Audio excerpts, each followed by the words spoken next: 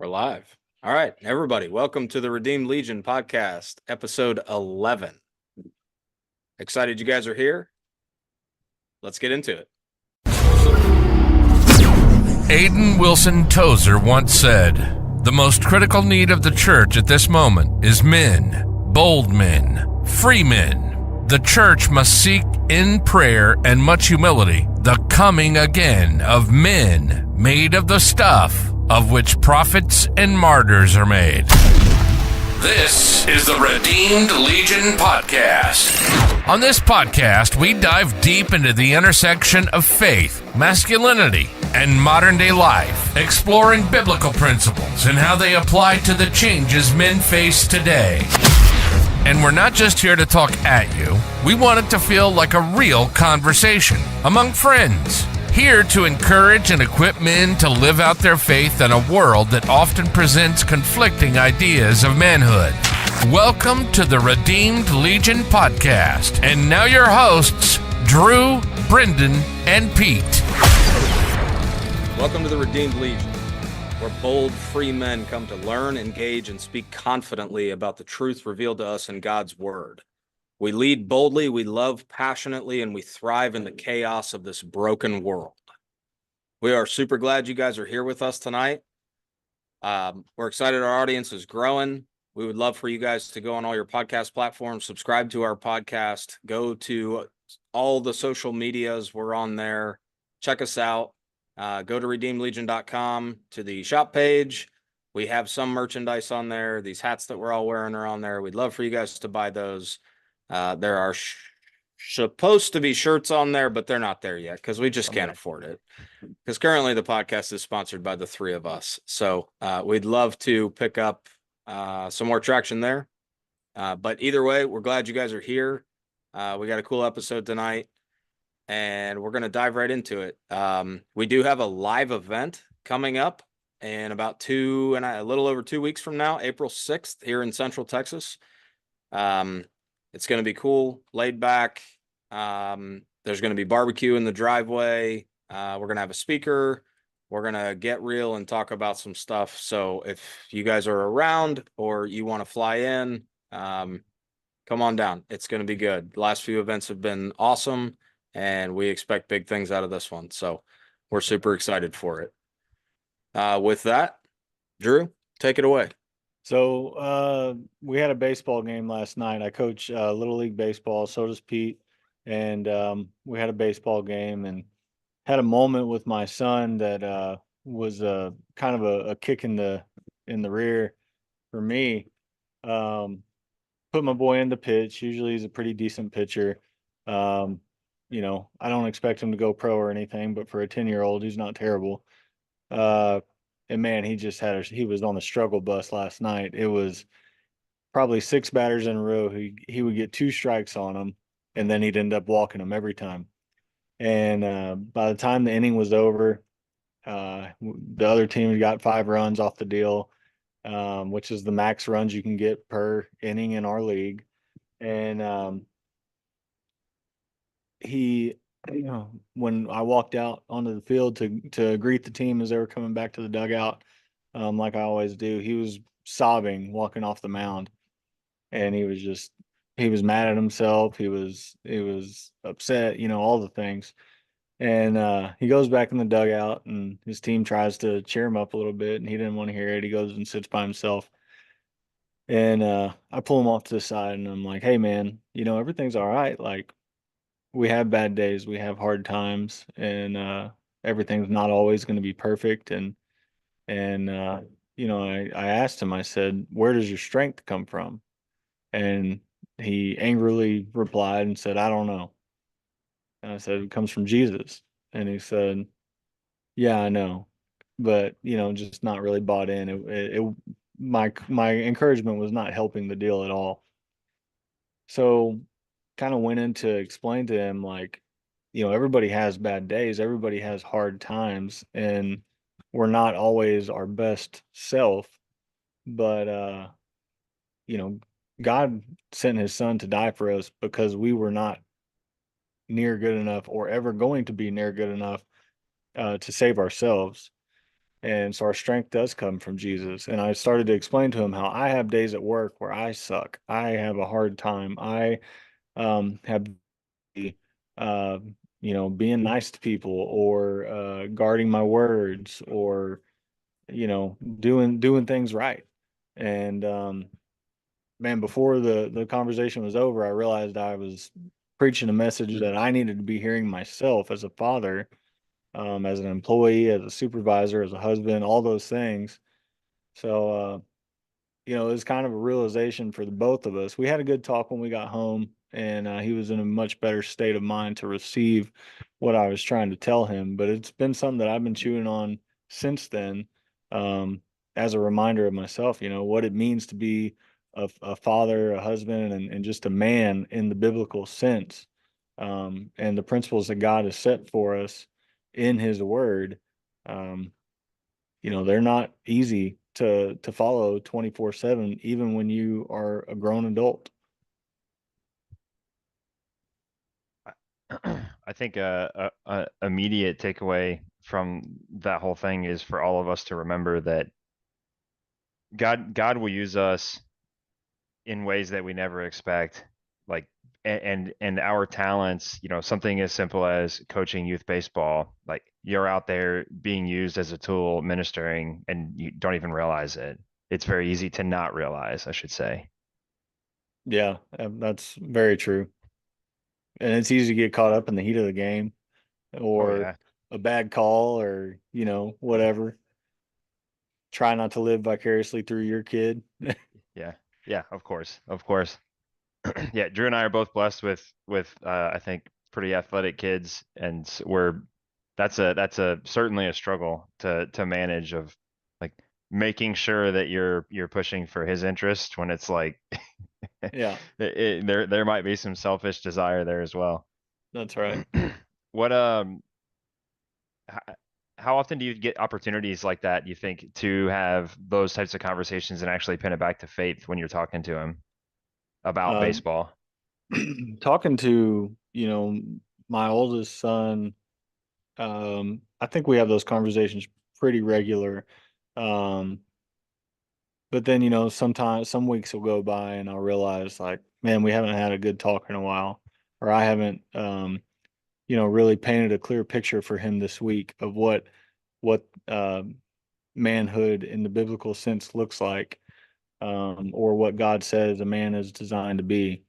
And kind of got to remind myself, to get back on that wagon. Um, for our team, we pray before the game, we pray after the game, and at practices we do a devotional. And that's another one. Like, I got to make sure I'm not just going through the motions, because some days I don't feel like going to practice. Yeah. Um, so last night it was cold. Everybody was ready to go home. Um, so I think the big reminder for me is just going through the motions, actually committing to and meaning what you're saying, and leading by example. Brendan, your boys are a little bit older. What do you think, kind of from the end stage perspective of school sports and raising them? Like, what do you have any experiences similar to what Drew's sharing? Yeah, 100%. So yeah, I have definitely seen like you said, the end stage of that. And I think the big takeaway from that is, um, we as men try to control chaos. And when you think about a kid playing sports, or a parent that's wrapped up in their kid playing sports, it can be pretty chaotic, Oh right? yeah. Like a lot of life is. And I think like trying to control the chaos is maybe a good step in the right direction, but I think it's off base thinking, because the chaos will always exist, whether it's sports, or it's a job, or it's marriage, or it's any number of things. Like, the list is very long of things that are chaotic in this world because the world's broken. And I think instead of trying to control the chaos, we need to realize that even in the chaos, Jesus is enough. It doesn't, the chaos affects us, and the madness of this world affects us because we're fallen humans. But at the end of the day, none of it matters.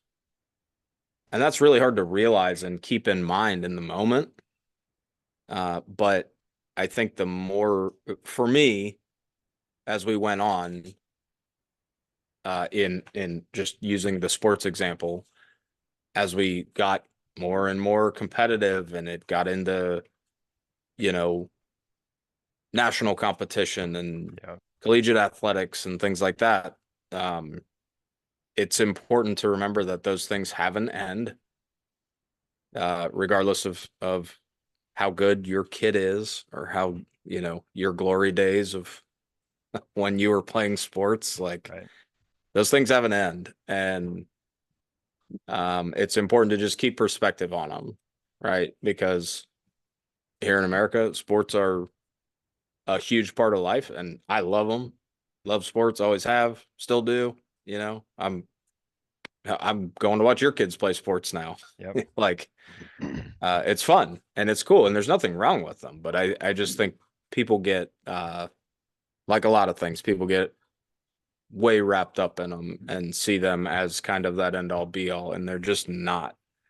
And I think the more we try to think about it in the moment and realize that, just keep them in perspective and realize their place. Like, there's no place in eternity for sports. There are lessons gleaned from playing sports, and that's valuable. Those things. And then you can apply that to jobs and all the other things too that we compete in and deal with throughout life. But none of them really matter, Yeah, right? In the end, is what I'm saying. man. So baseball for one, I think it's cool. You're starting to see more. Like one of the towns near us, they have a Christian select baseball team now. Um, last season Pete had the Redeemed Legion patch on his Yeah. team shirts. We've got devotionals that we're doing with our kids. I mean, you're starting to see more of that stuff bleed into, at least in our area, and maybe this has been a thing in other areas for a while, and I'm just unaware of it. But um, and then but those things do have an end, and we remind them of the real purpose of life, and where goodness comes from, and it's Jesus. And even at work, in the fire service, when we hire a new class of recruits, man, when I started, it was like, hey, this is it for 20 to 30 years. You are hopelessly devoted to this place. It Yep. comes before your family and everything else. And now we're telling these new hires, like, hey, you got 20 to 30 years here. You need to take care of yourself. You need to take care of your mental well-being. This place does not come before your family and Yep. all of that. Not that there's still people that live by that mentality, but we're starting to have Bible studies around the kitchen table. And there's a lot of people that don't partake in that kind of thing. But, if we had more men rising up as coaches, as supervisors, managers, bosses, whatever, and husbands, dads, making the priority what it needs to be, being Jesus, I mean, like that would shake the entire world. Yeah. I think that circles back to what I said a minute ago, which is like men need to realize, all of us need to realize the impact that we can have. And, in places that, I'm teaching young boys how to throw a baseball and catch a baseball, and I could see it as that, and I'm teaching them to play a game and that's it. But I tell my coaches that I coach with all the time, like, that's not what we're doing. We are here to raise young men. We're going to teach them a game, but we're here to raise young men. And as godly men and as Christians, we should also be pushing, not just when, we're talking about biblical manhood tonight. Like we're pushing to raise young men who are going to become God-fearing men, and just realizing that we can minister in a lot of ways just through our actions. I'm trying to remember a verse that I read earlier, and if it comes to me, I will share it. But I think it was in the tail end of Romans, and it was talking specifically about basically like whatever you're good at, like do that, and you're doing it with God and like for God, and you're serving God by doing that thing. I want to pause for 1 second and just point out that there have been 226 people in this live already. A lot have come and gone, but a whole boatload of people and a couple new followers. So just wanted you guys to know that, because I know you guys don't have the stats in front of you. And if possible, your lighting has gone real sour. I don't know if you can fix it. I think if you guys lean back, it's better. That's gonna get weird. That's all good.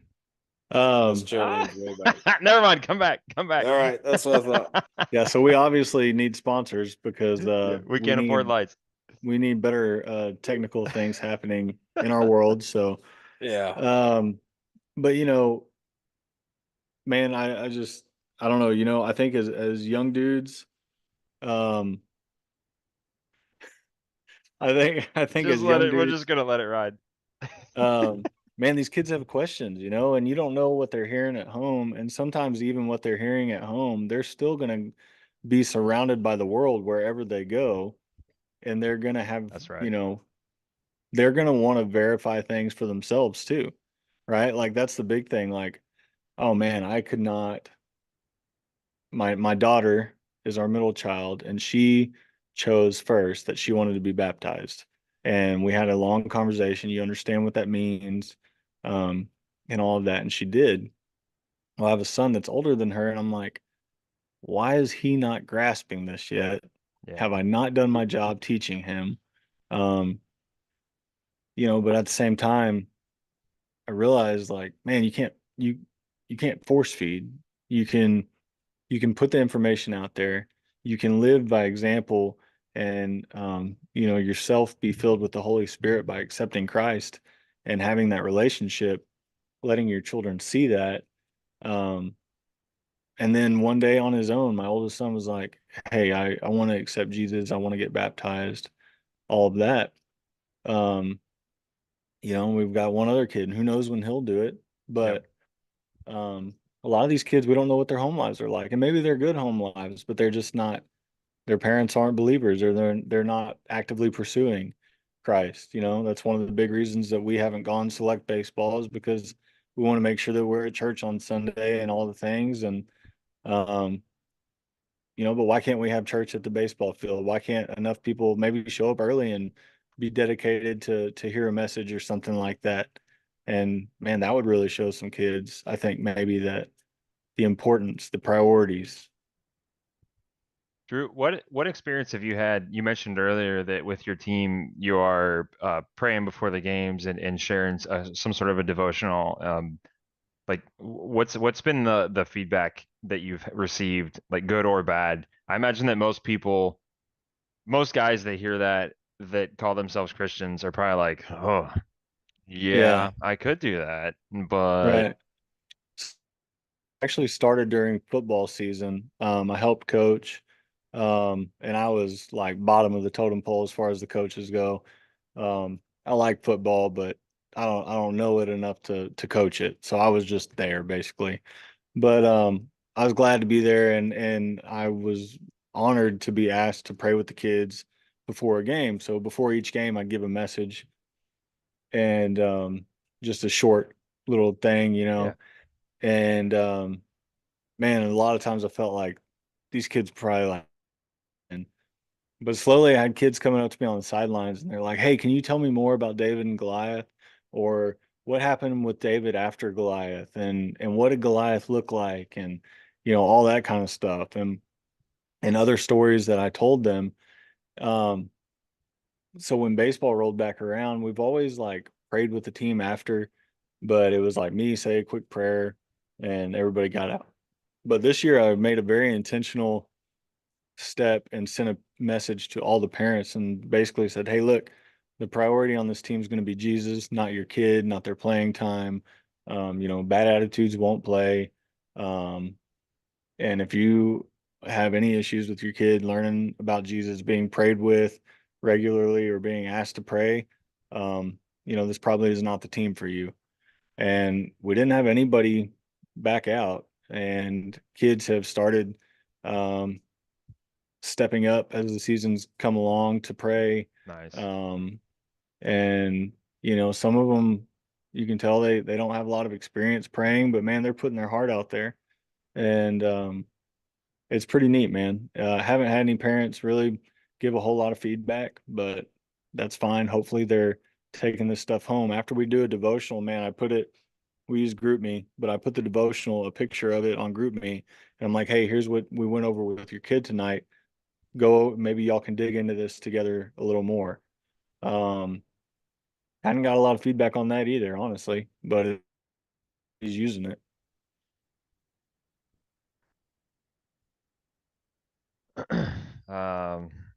Somebody asked a question. I know you guys won't know what this is. They said, what would you do for a TikTok universe? I don't know what that means. I'm sure it's a gift or something on TikTok, but RJ, I don't know what you're talking about, bro. Sorry. We're not hip enough with the TikToks. But Brendan would do a backflip for it. 100%. Whatever it is. Yeah. I mean, I'm down. I'm definitely going to Google it when we get off. I'm afraid to. You might not. Maybe we won't do backflips for it. I don't know. Yeah, I have another story as far as biblical fatherhood goes that I think we can dive into for a couple minutes. Our podcast tonight's going to be pretty short. We got about 10 minutes left, but Drew, you said earlier that the kids start asking questions and things, and you don't know what their household's like. And I live in and run a God-fearing household. We go to church 2 nights a week, or church and small group, and we do those kinds of things. And I have my own son is 8 that we're talking about coaching baseball with. The other night, I caught him. He was sort of sneaking on a computer, and when I dove in, obviously, and looked at the history and tried to figure out what the heck he was doing, I found that he was searching and asking hard questions that he doesn't know this, but that his father struggles with. Me, like, which is literally like his Google search was like, "Is God real?" And there was a moment of paralysis where I was like, what do I do? Right? Like, what do I say? But then I took that opportunity to pull him aside. And I was obviously mad that he was sneaking on a computer. So we had to deal with that first. But then we got into that question, and you just having an open dialogue, like remembering that we are raising young men, we're raising the next generation. It is our job. Like he's learning things. The point that I want to get into is like he's learning things in Sunday school, he's learning things at church, he's learning things at small group, but like the real work happens every single day at home. Like that's the real work. That's where it actually happens is us as fathers taking the time to make sure that we are actually raising our sons to raise them into being young men. And I had that opportunity. It didn't go perfectly. I can't answer that question perfectly. I answered it honestly and with as much as I know. I imagine that some parents might just be like, he is real, and that's it. And it's like, that's not helpful. Like he's asking, he wants to know, like, let's talk through the facts that we do know and, talk about the historicity of the Bible as much as you can with an 8-year-old. But I don't know. It was a productive moment. I don't know if you guys have had anything similar or any thoughts on that. I'd love to talk about it for our last couple minutes. Yeah, I think it's tricky with kids, right? Because kids tend to be, especially when I say kids, I mean like kids at like your guys' kids' ages, right? Like 10 and under, that's a very, at least in the past, it's been a very like honest, Yeah. non-affiliated viewpoint from those kids, right? They're not necessarily, they weren't always exposed to as much of the world as they are now. And now, as much as we try to protect them and kind of shield them at that age from that stuff, it finds its way in, right? Yeah. They go to school, they talk to other kids, they have If you give them an inch of access to the internet, they have a mile of access to the internet, and you know, better or worse, right? But it's tricky to deal with kids like that. And I think something you said, Pete, like being honest with them is good, as long as that honesty is rooted in, biblical truth, right? And especially when your kids get older, it's good to share like a curated version of the truth, right? Your truth with them, to show them that everyone is vulnerable to attacks and doubt and all the things that happen, because then it's not someone just preaching at them, like you said, like God is real, the end. Well, that's a terrible argument, Right. because so giving context, giving real life, I mean, you're his dad, you are his truth, right? So showing him that vulnerability, age appropriate, is a good thing. But being rock solid in your reasoning and your belief and your faith and your defense of the faith is super important too. And that was something that took me a while to learn and figure out. I had kids when I was pretty young and dealt with all that with what you're dealing with right now 10 years ago. And it is not easy. And anyone that tells you that they nailed it is a liar, and you should not listen to them. Yeah. But, just staying rooted, staying firm in the foundation of biblical truth is the most important thing. As long as you do that and you teach them the life lessons they need to know about, that come from biblical truth, but those life lessons of hard work and integrity and honesty, those things kind of start to come more naturally if they have that firm foundation. Yep. Well put. Yeah, agreed. It is, I did a quick Google search, and RJ is probably not on here anymore, but we should have known what RJ was talking about, because TikTok Universe is a $500 donation to your live. We would love that, RJ. Rats. RJ, Come back, sir. if we talk louder, can he hear us? Do the backflip. Get it Okay, done. here we go.